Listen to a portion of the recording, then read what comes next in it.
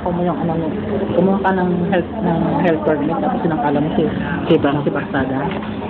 Actually, hindi naman. Ano ako? Hindi lang ito ako. Mamaya katawang ba? Pa-investigar ko yun. Nadaling ka kay Tolpo. Dahil ka kay Tolpo. Paano ka humingi ng permit? Paano ka humingi ng permit? Kaya ano? Nagpalakasan ba kayo? Sinasangkala mo si Mayor? Hindi naman dapat simunta sa mga proseso doon. Anong prosesong kalokohan? One by one din yun kasi kailangan. Anong kulang mong requirements para makakuha? Di ba illegal yun? Hindi naman kasi bibigyan ka naman nila ng form. Di ba ikaw nagsabi sa akin, ako kumuha ng police clearance dito dahil ako may tinatago, sabi mo kahapon. Siyempre, kasi dahil dito kung nagtatrabaho dito sa bayan natin. Eto na ngayon, kitang-kita mo yung mga transparent requirements ko. Sino hindi transparent? Sino ito?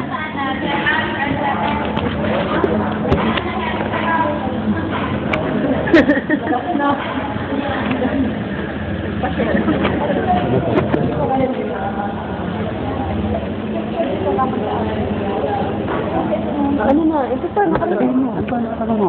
Sige. Ito yan. Ba't mo sinangkalan si Mayor? Bakit may ugnayan kayo ni Mayor? Ha? May ugnayan kayo ni Mayor?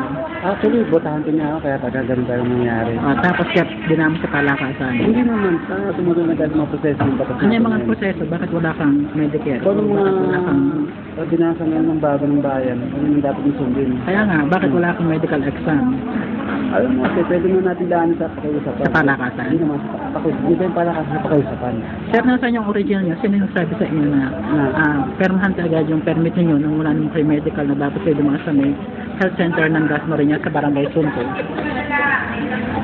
Actually, sigirman yung buwan ng, alam mo na, Sir, di ba ka pala na mukha yan? Ha? Nasangkalan ka si Mayor.